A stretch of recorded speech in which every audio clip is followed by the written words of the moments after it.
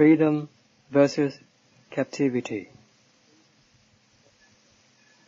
The Citta, to put it in worldly terms, is like a perpetual captive, someone who is born and lives in captivity, in a prison, someone who never sets foot in the outside world, but lives in imprisonment from infancy to maturity.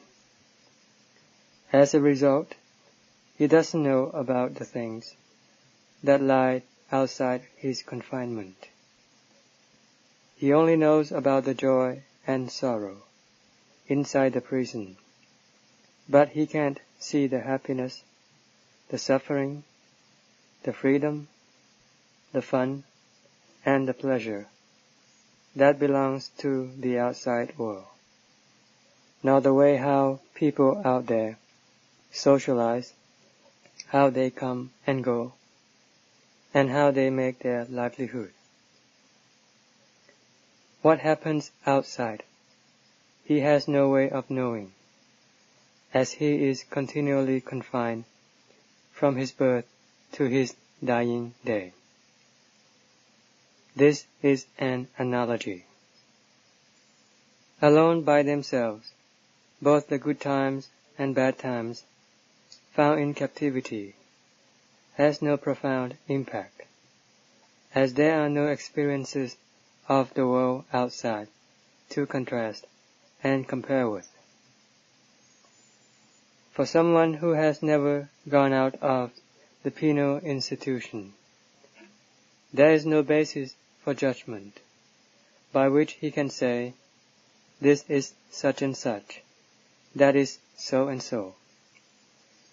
This is better than that, or that is more superior than this, as nothing outside ever gets inside. There are only the experiences of life in confinement. All of his joy and sorrow, his shortcomings, hardships, and oppressions are of the self-same kind, like they have always been. For this reason, he would know where he can escape to, or how he might free himself, and with what method.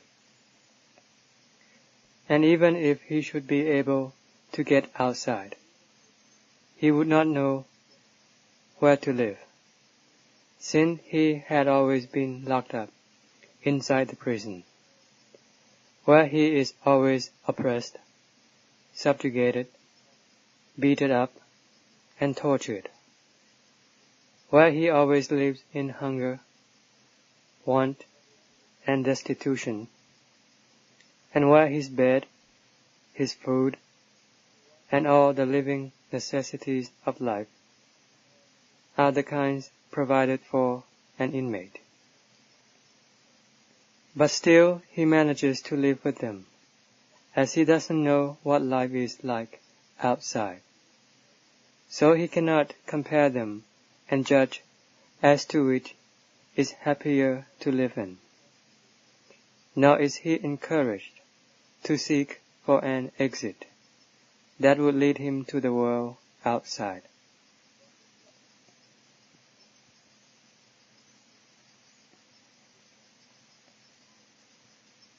The Citta, under the control of the Kilesas and Asavas, is in the same predicament. That is to say, it has been imprisoned by the various kinds of Kilesas for eons and eons. In this present life, and since birth, one has been continually subjugated by the domineering Kilesas, where not once did one ever have any freedom. It is therefore hard to imagine the kind of happiness that is beyond the state of things one finds oneself in now. It is difficult to perceive what this happiness is like. One is like the person who is born in the prison and who lives there all the time.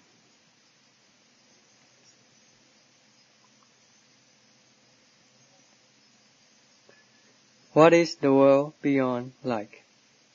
Is it worth going, worth living in? Dhamma is being consistently expounded, but not much attention is given to it. Fortunately, there are still some people in some places who still have the interest for Dhamma. In places where no one teaches Dhamma, where no one talks about the world beyond, which is the Citta that is imbued with Dhamma, or describes it to other people, then in those places nobody would know about the Sasana Dhamma, the Dhamma teaching of the Buddha, or know what the happiness arising from the truth and Dhamma is like. Darkness prevails everywhere. People are stuck and totally submerged. This is because they don't have the teaching to salvage them. To them the world beyond seems far-fetched. What is real to them is just imprisonment, which is their hearts under the control of the Kilesas. They are born into this world with the prison as their home, where they live, where they die, and where they remain forever.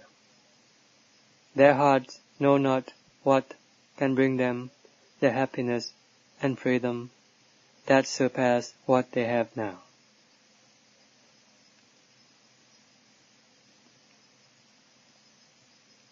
To compare it in another light, they are like ducks, wading and splashing on the muddy ground under the house. It is dirty, but they are quite happy playing in it, since they have never seen the water of the great oceans, or the seas, or the ponds, or the pools, where they can freely swim about. They are only used to the drain under the house, so they keep themselves happy and enjoy themselves by playing and romping in these drain-flooded puddles. And for what reason? It is because they have never seen a greater, wider, and deeper body of water, where they can really have fun and a great time, where they can be delighted and at ease, and where they can have more freedom to swim about than in the little puddle under the house.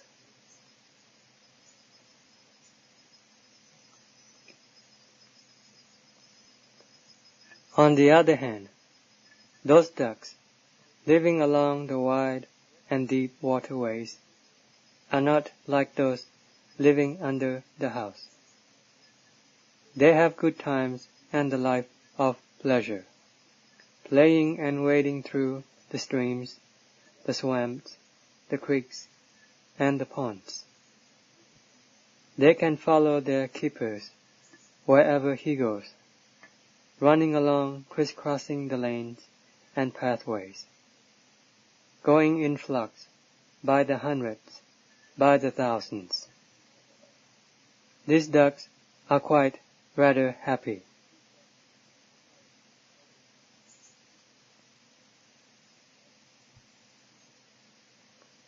What then is the point?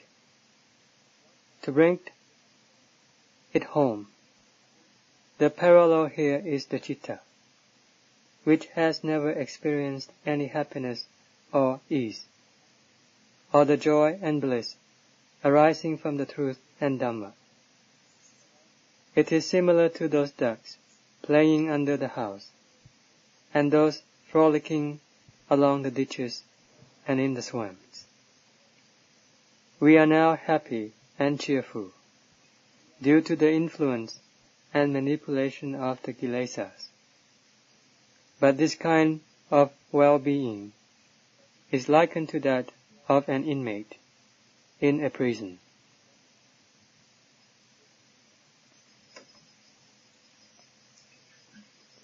When the Citta gets to hear about the Dhamma that flow from the Lokuttara Dhamma, the supramundane Dhamma,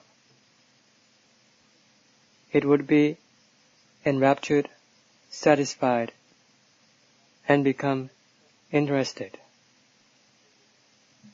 Every level of Dhamma has been all elucidated, from Nibbana down through all subsequent levels of Dhamma to the mundane level.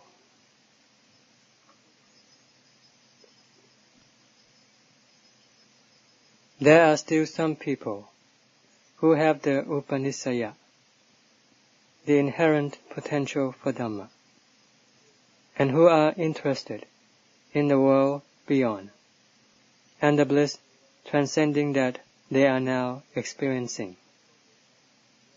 When they hear the truth and Dhamma, or when they read books dealing with the world beyond, which has to do with the truth and Dhamma, with the release from suffering and pain that always oppress their hearts, they would be enlivened, pleased, and their interest aroused. They would want to hear more about them, would like to take up the practice, and consequently experience the results of practice, step by step. They would have then experienced the flow of the world beyond, entering them,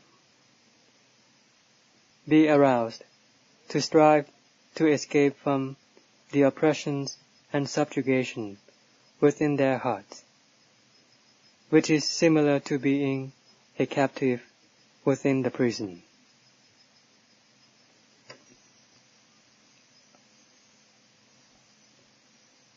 The more they practice mind development, and the more they experience calm, the harder they would strive and intensify their effort. Correspondingly, mindfulness and wisdom will steadily arise. They would come to see the harm in the oppression of the Kilesas and realize the value of Dhamma, which is the means of emancipation.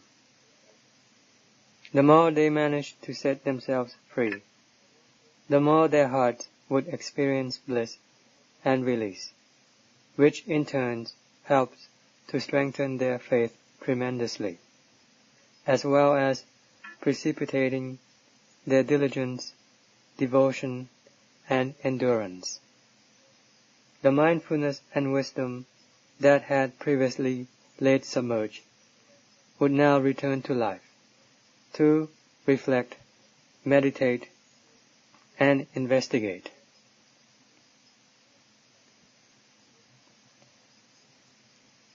Despite their past indifference to those things that had been for ages antagonistic to them, and had been perpetually hurting them both during the day and night, they would now become concerned with them. Previously, they acted like dead people, as they took no interest in those things that came in touch with their eyes, ears, nose, tongue, body, and heart, but treated them as something trivial, which in turn did not arouse their mindfulness and wisdom to think and examine in terms of causes and their effects. But once their heart had entered the stream of Dhamma, realized by way of practice, and had established this Dhamma as the basis of mindfulness and wisdom, they would then come to see clearly inside their hearts, both the harm and the value, as they are both found right within the self-same heart. The heart would become keen and skillful in contemplation and investigation. It would become bold in its quest. Seeing the harm, it would try to rectify it. Seeing the value, it would keep on striving and developing more and more of it.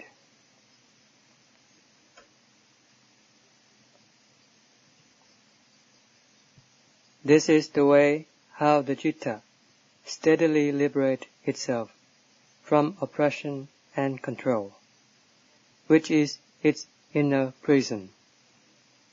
And at the same time, it also catches a glimpse of the world beyond, and see what it is like, and see how it differs from the prison that it is being confined in. It can now see the way how people in the world beyond live, and how they come and go, in contrast to how it is like living inside the prison, and how it is like living under the manipulation of the Kilesas. It can also see how it feels like, inside the heart, to have the Kilesas steadily diminished. Now it is possible to make these comparisons. Now there is the world beyond to contrast with the world within. This is when the bliss and relaxation, which are the result of one's ability to eliminate the Kilesas, now become manifest, and the suffering caused by the surviving Kilesas can be readily discerned. One can see their harm with wisdom at every stage, and one continually try to overcome them with unceasing effort.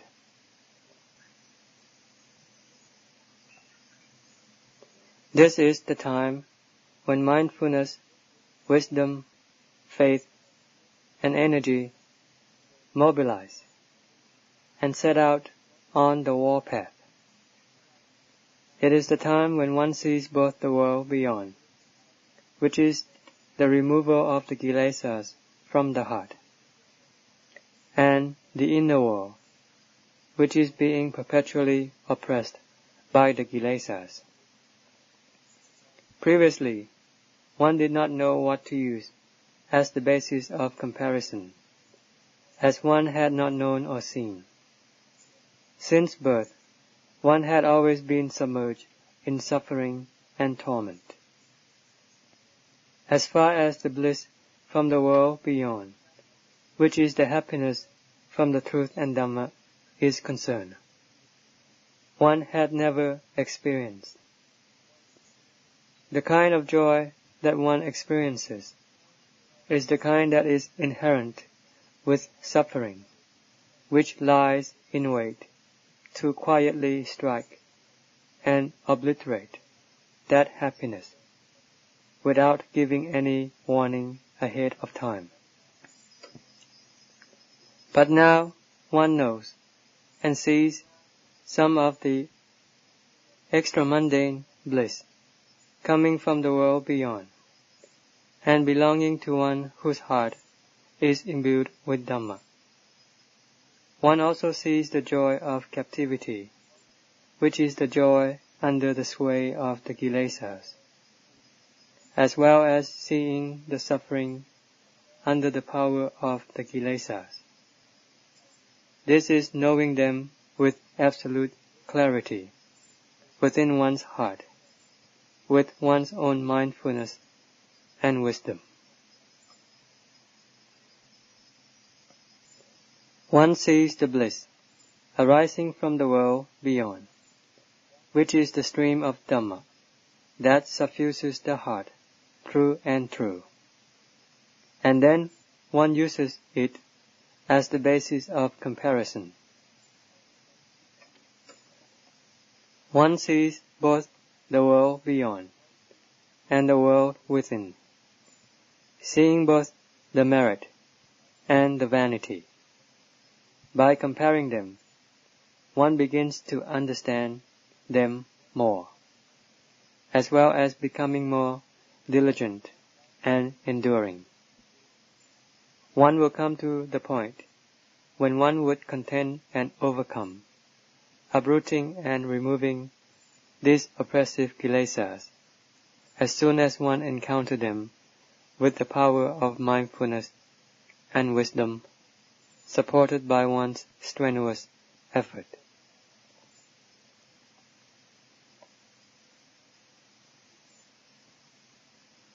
The citta would spin by itself. When the perception of harm is great, so also would be the seeing of the value. The more the desire to see the Dhamma and to gain release, the more intense would one's strenuous exertion has to be. And so must it be with one's endurance, as they are found within the self-same heart. One sees the harm right in the heart. It is this one heart that perceives the damage. It is also this heart that sees the value. It is the business of this heart to strive and exert by the various methods, according to its ability, to attempt the work of self-emancipation.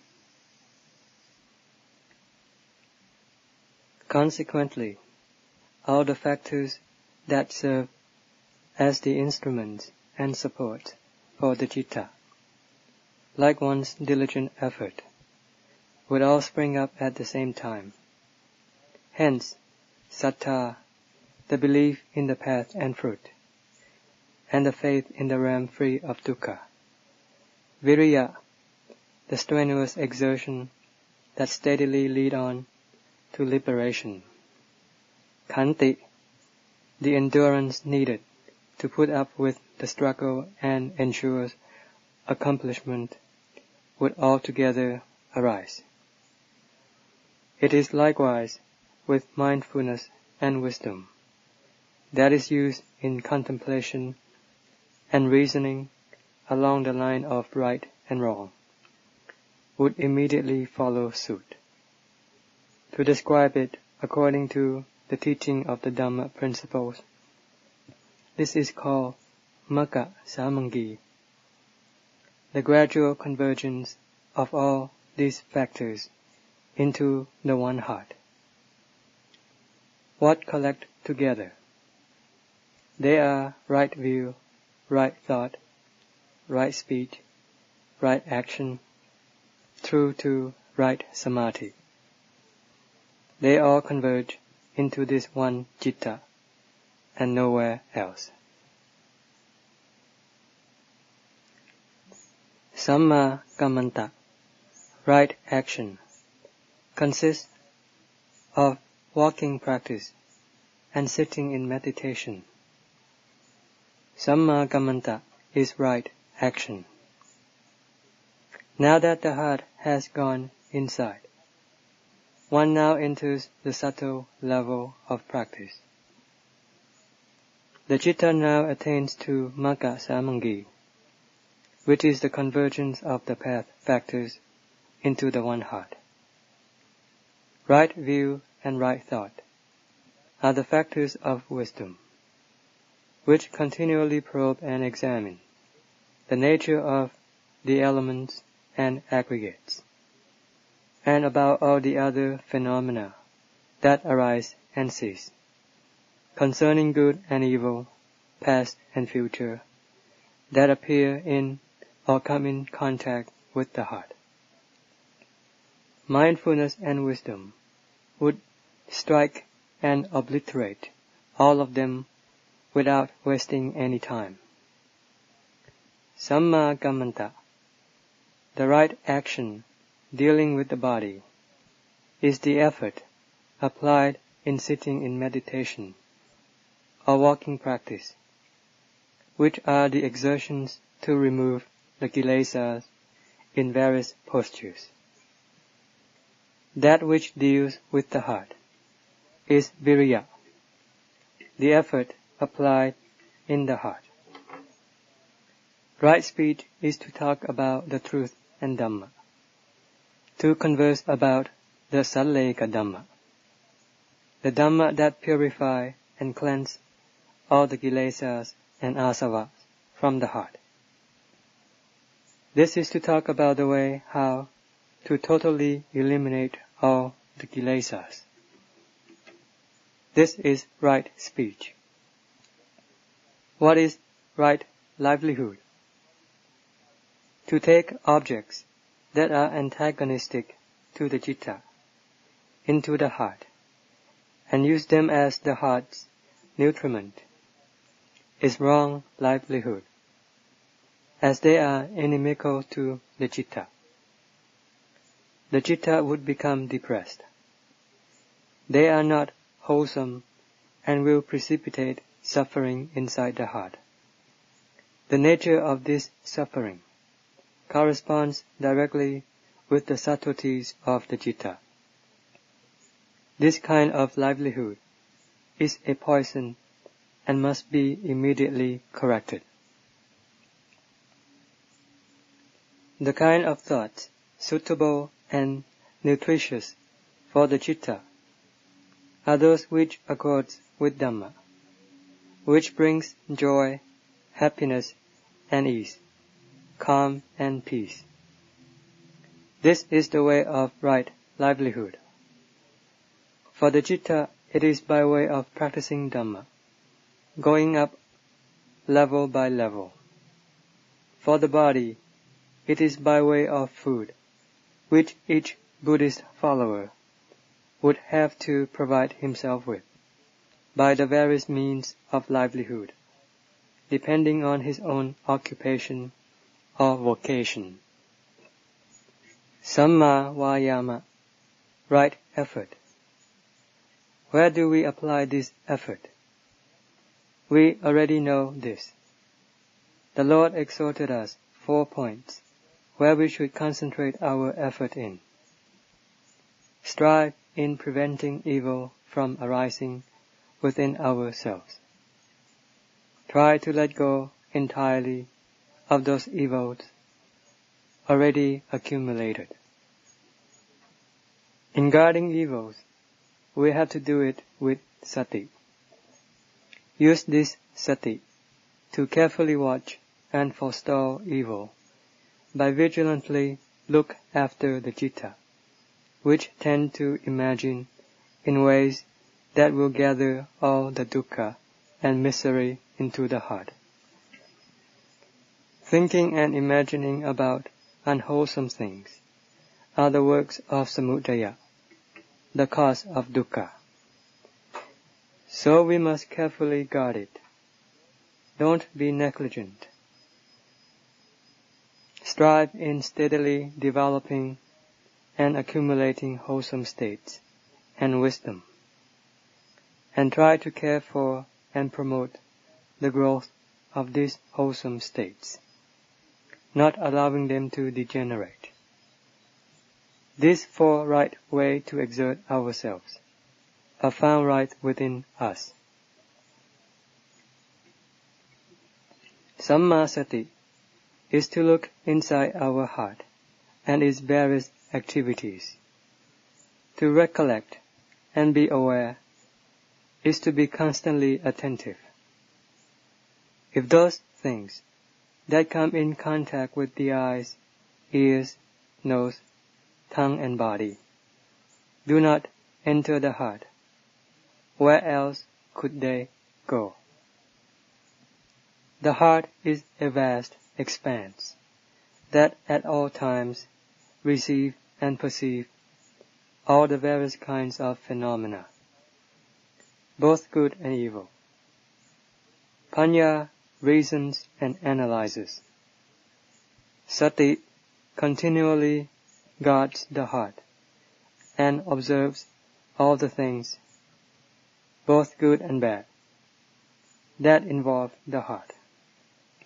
Sati Panya analyzes and selects the various thoughts that interplay with the heart.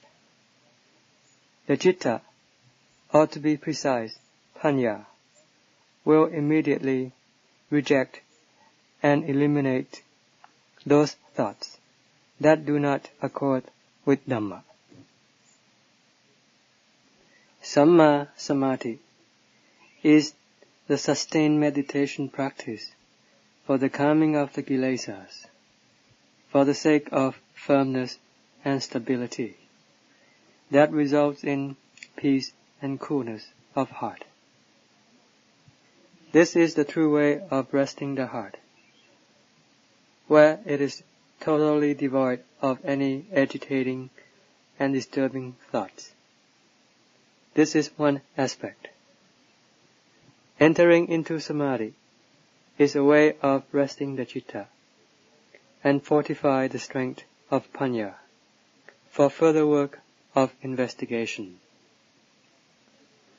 One should rest in Samadhi by entering into the state of calm and totally desist from imagining, conceiving, examining, and reasoning with Panya. Let the Citta enter into calm and be at ease. Don't think or imagine about anything, for this is work. Let the Citta relax and be still by being suspended in a state of oneness. If the Citta is too involved and absorbed with the work of investigation and resist our control, then we must use Buddho to rein it in, by forcing it to continually recite Buddho, Buddho, Buddho. Though this Parigama Buddho is a form of thinking or conceiving, it concentrates on one single Dhamma, and by this method the Citta can attain to calm. This is by continually repeating Buddho, Buddho, Buddho. If the Citta still try to sneak away to continue on working, as it is so engrossed with the work, and has not yet finished it, then we must increase the rate of reciting our Parigama object, not allowing the Citta to go out to do more work. There is a stage in the practice where the Citta can become engrossed with its work. If we speak in worldly terms, we would say that at this stage the Citta is not liable to be unmindful. But it's really not right to use the term unmindful for the Citta of this level. The closest thing we can say is that it cannot relax its efforts. It's a simple way of describing it.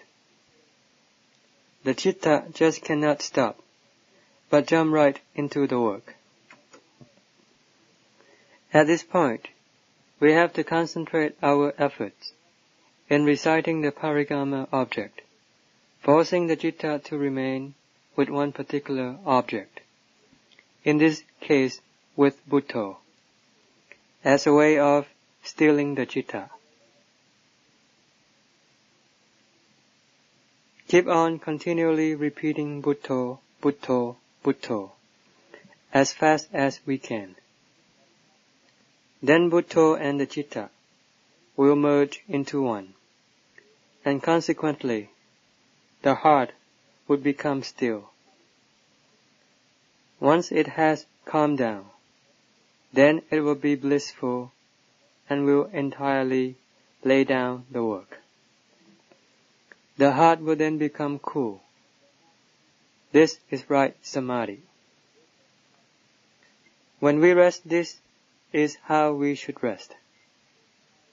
The Lord said this is Samma Samadhi, right Samadhi. When we have rested enough, and the heart has re-strengthened, and as soon as we let go of the rein, the Citta would immediately spring into action. It will now leave the state of oneness, of one-pointedness, to become dual with the work. The heart must now concentrate on this work without being concerned for samadhi. In the same manner, it must not be concerned with the work while it is developing samadhi for the sake of calm. When it is time to rest, we must rest. When it is time to eat, we must eat. We must not do any other work apart from eating. When it is time to sleep, we must sleep comfortably and not be involved with any kind of work. But when it is time to work, we must not be concerned with eating and sleeping, but really concentrate ourselves in doing the work. This is the way of doing things properly and substantially, at the right and appropriate time. This is Samma Kammanta, right action. The proper way of doing things, and in an orderly manner. We cannot disregard samadhi, as it is the practice that keeps the heart joyful. To have the view that samadhi is idling and unproductive is not correct.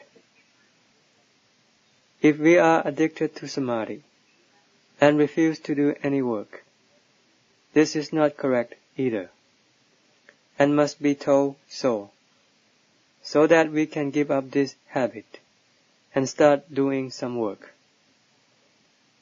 But when the citta becomes engrossed with working, then samadhi becomes a necessity. It has its turns and purpose. We cannot go on working forever without resting and sleeping. If we should have to waste some of our resources in feeding our body, then they must be expended with. In return, the body is re-strengthened and will be able to continue on working. Our money and fortune spent to feed our body is productive expenditure. It nourishes and strengthens our body. There is nothing wrong with this kind of spending, for we are not really losing anything. If we don't eat, then where are we going to get the strength from? We have to eat. If this is wasting our resources, then we have to waste it for strength and energy. We are talking about resting in samadhi. When we rest, we must be calm, as this calm is the strength of the citta that will effectively support panya. We must have calm.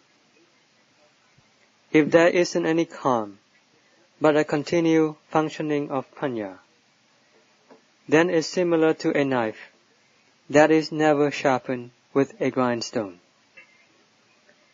It's like chopping with the blunt edge. We are one-sidedly anxious to know, to see, to understand, and to uproot the Kilesas. But we neglect to sharpen panya by way of resting in calm, which is a support that brings peace and cool of heart, and strengthen the heart. So it is like an unsharpened knife. It's not easy to cut anything with it, and just waste a lot of our energy. Therefore, to balance things out, when it's time to rest and calm the citta in samadhi, we have to let it take a rest. Taking a rest is similar to sharpening panya with the grindstone. When the body is rested, it gains strength. When the citta is rested, it is re-strengthened.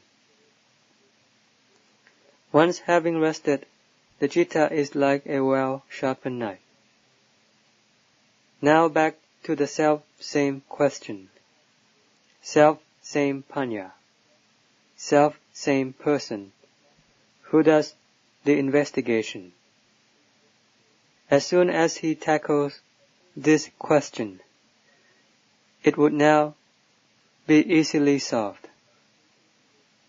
It is similar to a man who has rested and eaten, sharpened his knife, who can now easily chop the self-same piece of wood with the very same knife, because the knife is sharp, and the man has regained his strength. Here we have the very same questions, the very same panya, the very same practitioner who has now been resharpened, and the citta that has now regained its strength and capable of backing up panya.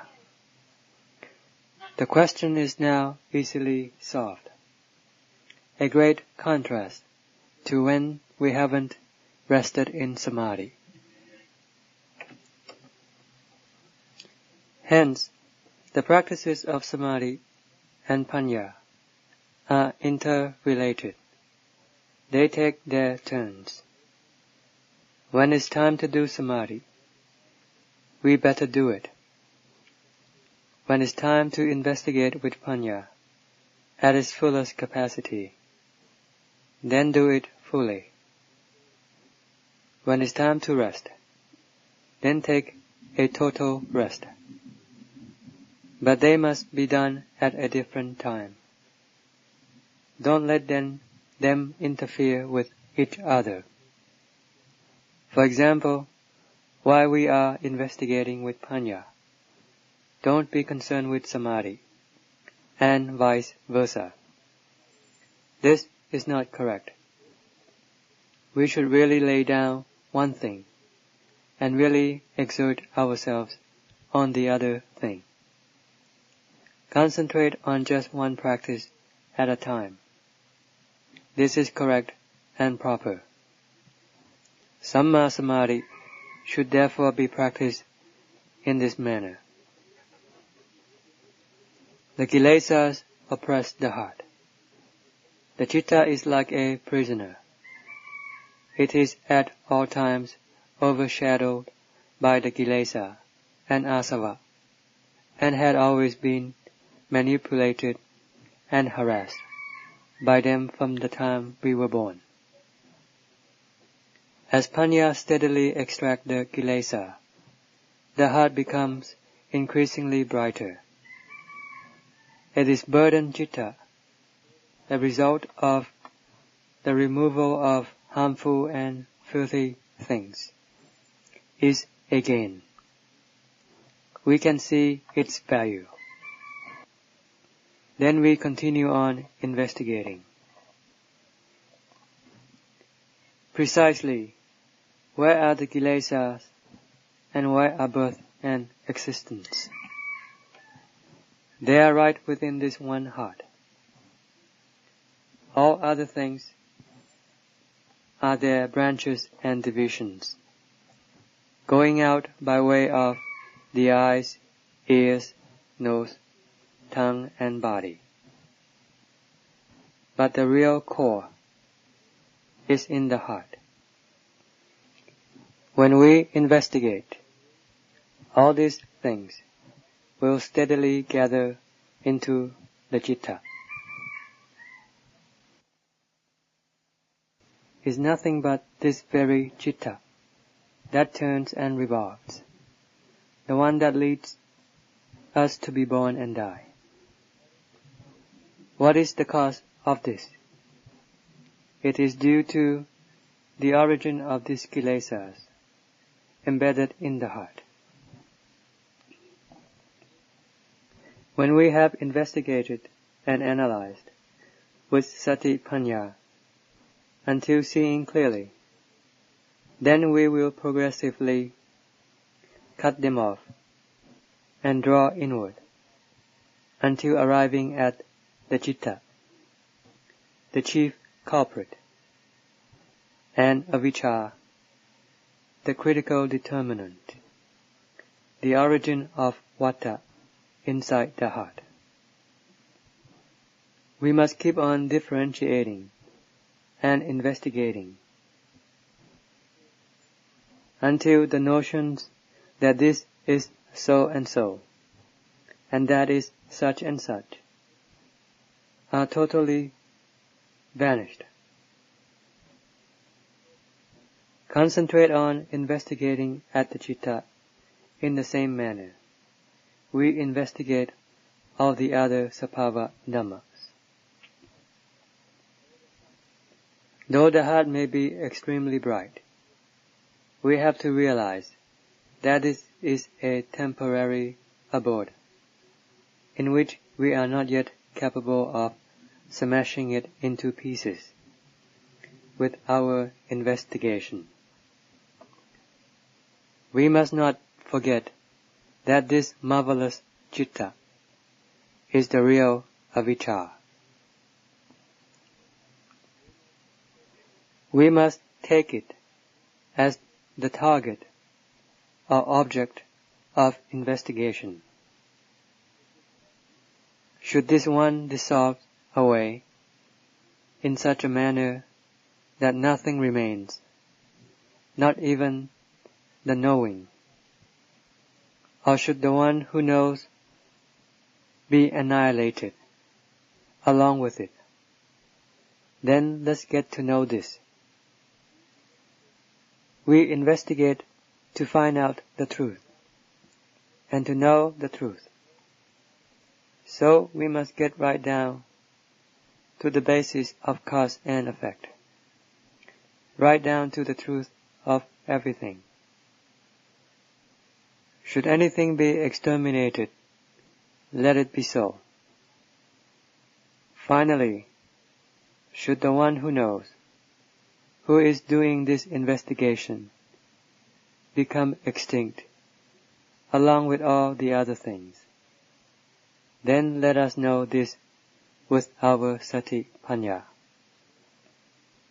We must not leave anything behind, as they are all elusive, including that which we call I and mine.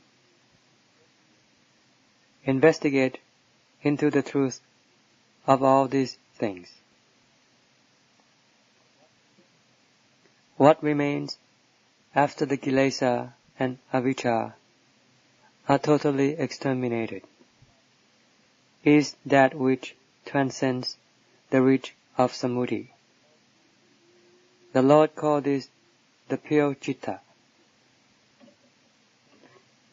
or the state of purity. The nature of this purity is indestructible. The Kilesas are samuti. They arise and they cease. Therefore, they can be removed, increased, or decreased, or totally eliminated, as they have to do with samuti. But the Citta alone, the one that has become the Vimutti Citta, is beyond the reaches of all the Kilesas, as they are all samuti. It cannot be damaged by them. But if it has not yet become pure, then it is also samuti, like all the other things, as it is still infected by samuti. But when they are all entirely eliminated, then this Vimutti nature can no longer be touched by the Kilesas, as it is now beyond their reaches. So what then is annihilated? Dukkha ceases, because samudaya already ceased. Nirodha, the extinction of dukkha, ceases, and likewise with magga, the agent that exterminates samudaya. The four Satya Dhamma, noble truths, all cease. Dukkha ceases, samudaya ceases, nirodha ceases, and magga ceases. Listen to that. What is it that know the cessation of these things? This is the one who is not the Satya Dhamma.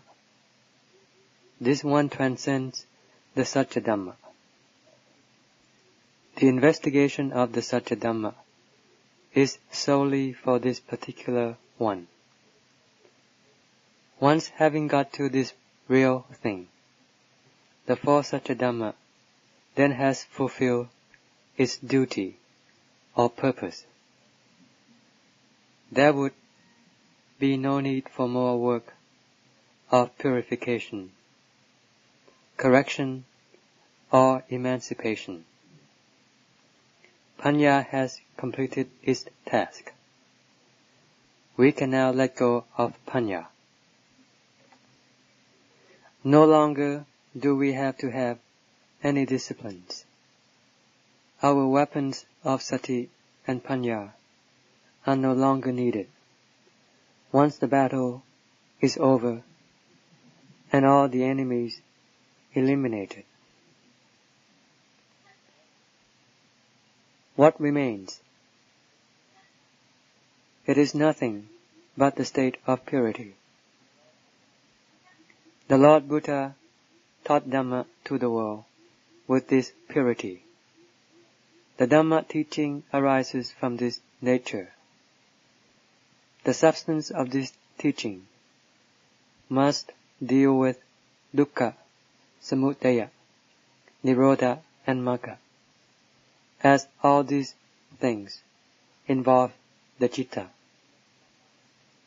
We must know how to correct, how to extinguish dukkha and samudaya, and how to cultivate the magga, until arriving at our destination, which is the state of purity, where we would not have to be taught anymore. The citta has now gone to the world beyond, gone from the prison to the world outside, to freedom where it would never have to be confined again. But nobody likes to go to this world, since nobody has ever seen it. This is an important world. Lokuttara, the supramundane world, is a realm higher than all other worlds. But let's just call it the world beyond. It's beyond all forms of samuti. We label it as world because we are living in the world of samuti. We must investigate on how to get out of this prison. We have been born, lived, and died in this prison. Never once have we ever died outside this prison. Try to get this heart out of this prison, so that we can attain to bliss. like the Lord Buddha and the Savaka. They also were born in the prison, but they all died outside the prison.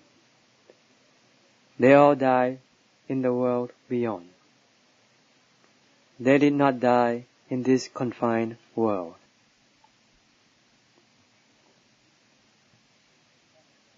ท่านอาจารย์มั่น said, "The heart has only one universal language. Regardless of language or nationality, there is only one knowing, and that is the heart. As soon as we bring something to mind, we can understand it right away. But when we have to speak it out, then it has to be put into this or that language, and then it is more difficult to understand. But our awarenesses in the Citta are all identical. Dhamma and the heart are therefore a perfect match. Dhamma is the language of nothing but the heart. It stays with the heart. Both sukha and dukkha are in the heart. It is the heart which generates them by virtue of its own thinking. This sukha and dukkha are the result of this thinking, and the heart must experience and bear them. Both the heart and Dhamma are perfectly suited to each other, regardless of nationality or speech. If it accords with Dhamma, it is always compatible with the heart, and both the heart and Dhamma are right and fitting for each other. The heart is the core within our body, the fundamental and substantial part, an important essence. Such is the heart, and it is preeminent. The conditions arising from the heart, like thought and imaginings, all rise and cease like ripples. The heart stirs itself up when it thinks and imagines. Sanya is perception, imagination, and memory. When a thought is long and extended, it is sanya. When it is short and momentary, it is sankhara. Sanya is perception, memory. Vijnana is the acknowledgement of the contact between the sense objects and the sense organs. For example, when a form contacts the eyes, there arises an awareness of this contact. All of them continually arise and cease, for this is their inherent nature. The Lord referred to them as the khandhas, groups or categories. These 5 khandhas continually arise and cease.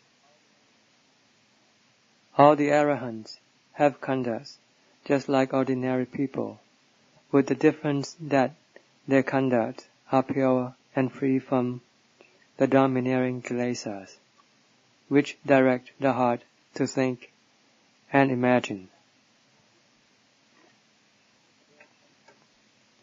Their khandhas think naturally and freely.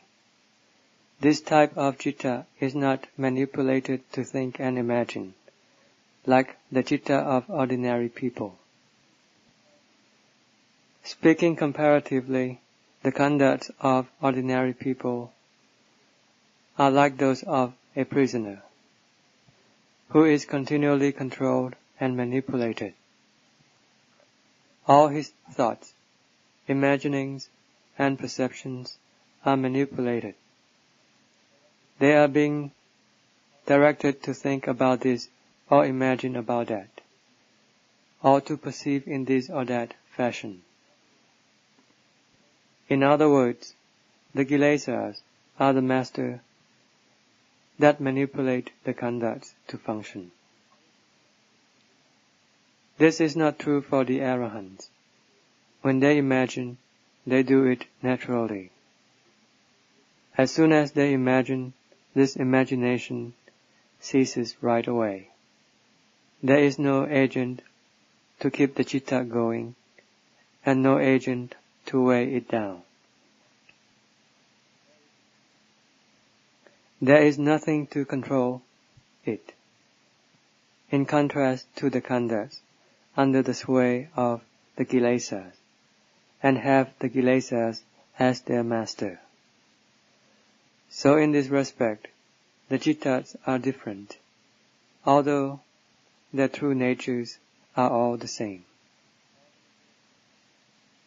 All the above mentioned are anicca, impermanent. Changeability is inherent in each and every khandha, namely the rupa khandha, which is our body, and the vedana khandha, which comprises sukha, dukkha, and neutral feelings. They all continually rise and cease, as do sanya, sankhara, and vijnana. Their inherent nature is to continually rise and cease. On the other hand, the true knowing, which is the basis of our awareness of the things that rise and cease, does not itself cease. It is impossible for us to say that the citta ceases, or that the citta rises. Consequently, a purified citta is totally rid of both the issue of birth and death, and also the dhatu and the khandha. A purified citta does not take birth in the various realms of existence, nor does it manifest itself in any physical form, such as an animal or person. But for those people whose cittas are not purified, they will continue taking on birth and death, and will keep on heading for the cemetery. And it is all due to this undying citta.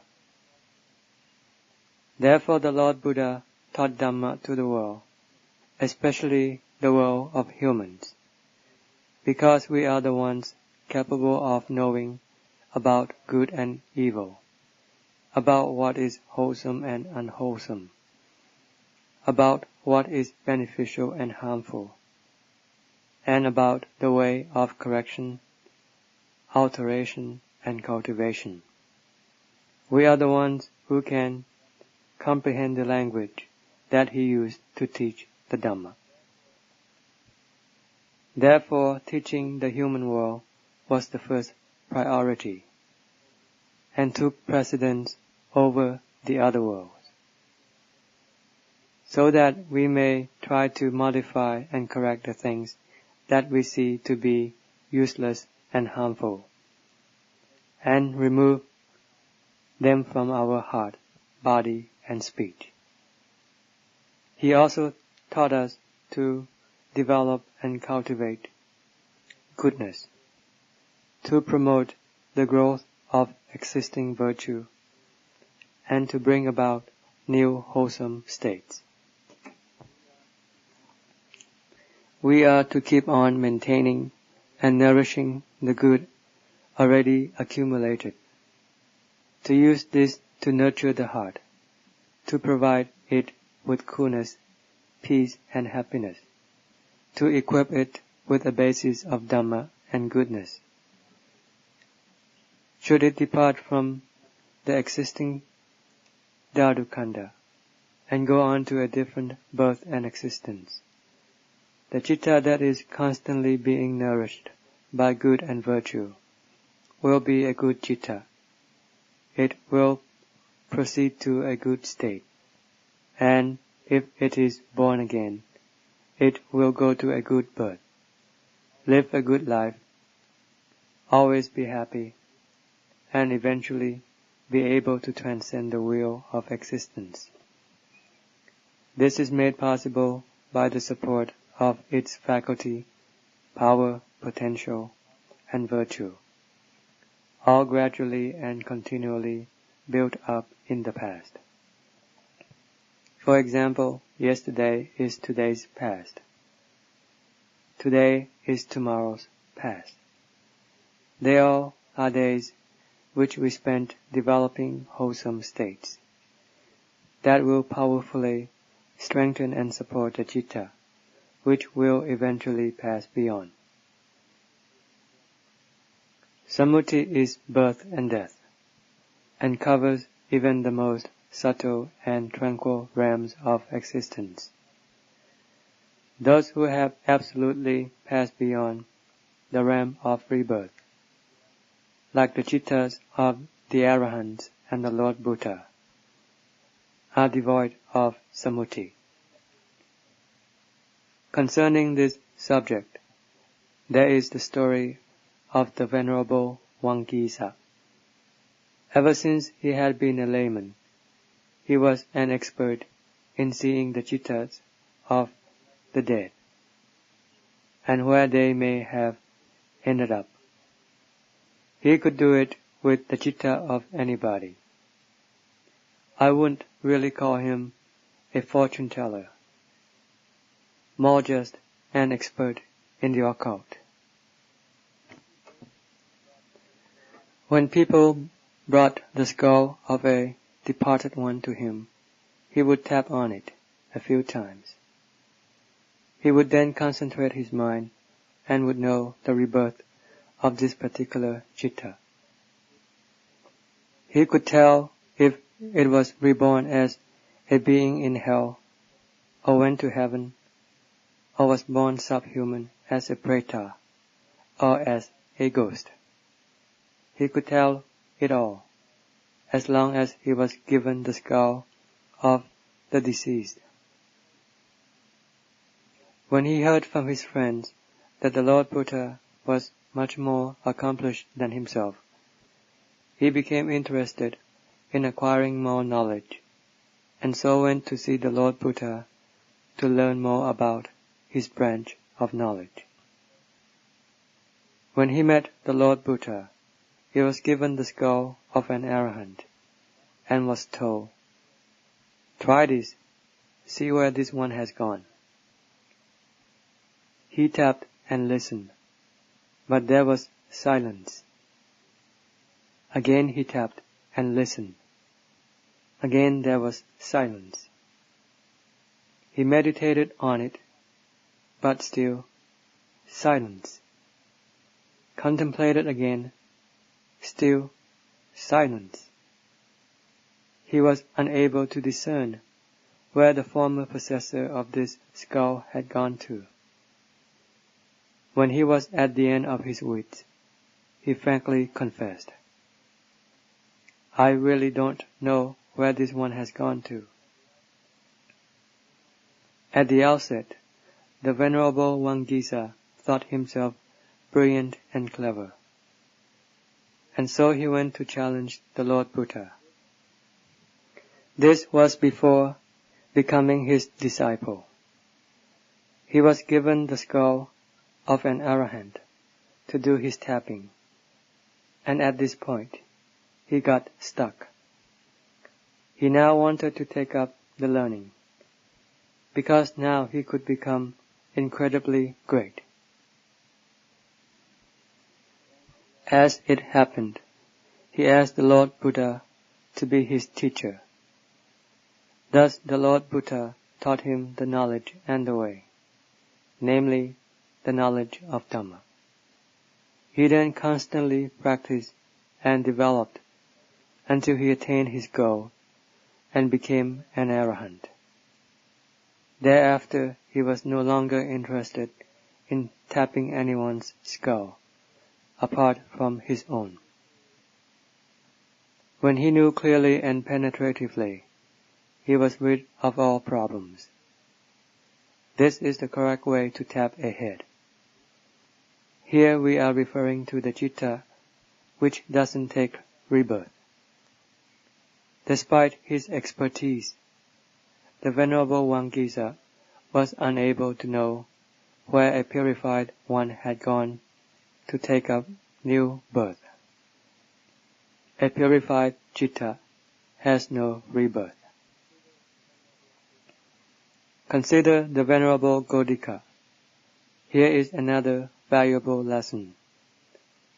When he was cultivating Dhamma, his practice kept on fluctuating, advancing, and deteriorating again and again for about half a dozen times. The seventh time, he, on the verge of slitting his throat with a razor, cried, "Oh, I am greatly disappointed."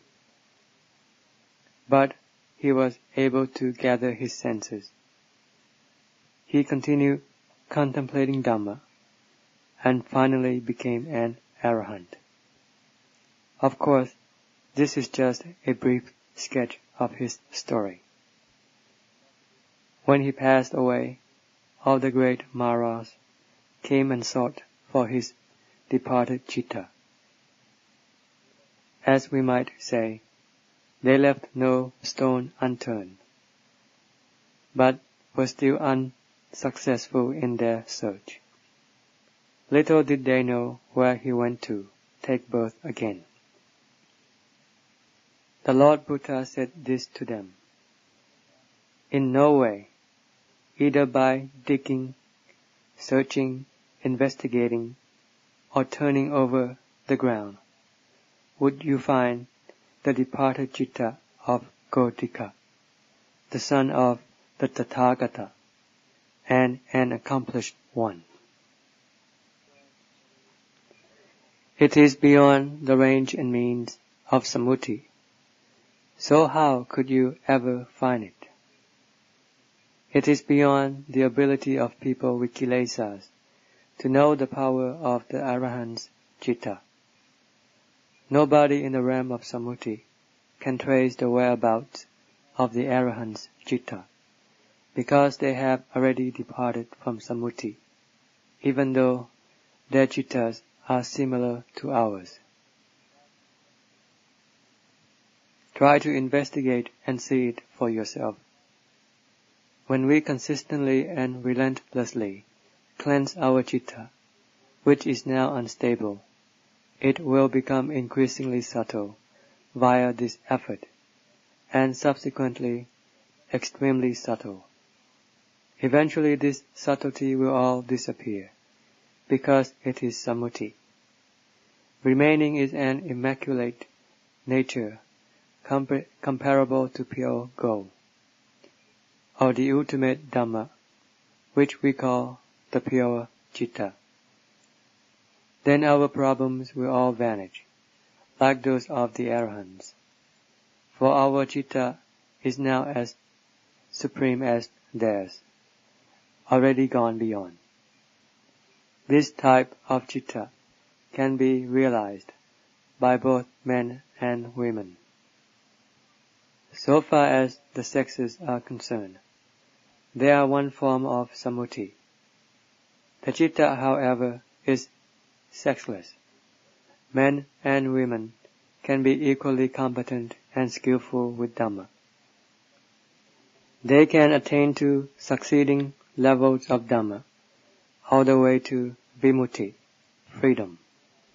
In this respect, they are unimpeded by anything.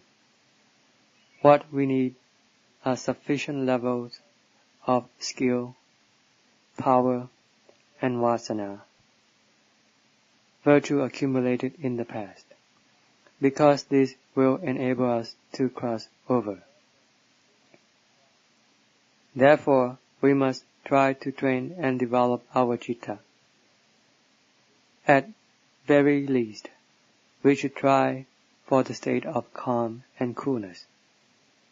By using any effective Dhamma that succeeds in making the citta calm. The result will be a cool and happy heart. The particular device that we use will be the controlling agent, the refuge and anchor of the citta, especially anapanasati, mindfulness of in and out breathing, which is an important kammatthana subject within the circle of practice. Anapanasati seems to be the Dhamma which suits the character and personality of most people. It is used more widely than the other Dhammas, and we should take it to heart, so that our heart can become quiet and peaceful. When the heart enters into calm, we will begin to see its essence, begin to penetrate its nature. When the citta gathers its flow into one point, and has just the knowingness manifesting within that state. This is what the Lord called the citta. The citta's degree of convergence depends on the citta's own ability, its level, and its subtlety. If the citta is still coarse, when it converges, one may still know what it is like. When it is subtle, we will know its more subtle aspects. For instance, we will know that the citta is subtle, that it is bright and clear, that it is extremely calm, that it is supremely marvelous, or that it is becoming increasingly more developed. And we also know that all this is happening to this very citta. Our object is for purity, for development and training, for calm investigation, research, and for correcting the problems of the heart with panya. These are the methods which enable the development of the citta to steadily advance and to gradually penetrate its true nature. No matter how gross the heart may be, if we persist with our effort, continue to strive and exert ourselves, this grossness will steadily disappear. The disappearance will correspond to our degree of exertion and ongoing drive. Eventually, whether man or woman, we will each pass beyond and realize freedom. We will have cut and struck down the Kilesas, completely exterminating them. As long as we are still incapable of doing this, our heart should not be anxious, but instead establish a basis for itself. Then we will be our own support and refuge. We have depended on our body since birth. We all know this. We have been living with it, putting it to sleep, discharging its waste, putting it to work, and making a living with it. Each mutually uses and manipulates the other. For example, we force it to do work, and it subjects us to dukkha and pain in the various parts of the body. Then we have to go and look for medicines to cure this pain. It is this body which is afflicted with pain, and it is the one who has to find the cure, and it is the one who must pursue money and things. This is how we keep on supporting each other. It is not certain as to who has the upper hand. Is it the Dhadukanda or us? We only have temporary control over it, but it reigns over us all the time. Sickness and affliction, hunger and thirst, sleepiness and lethargy, these are dukkha which the body put us through.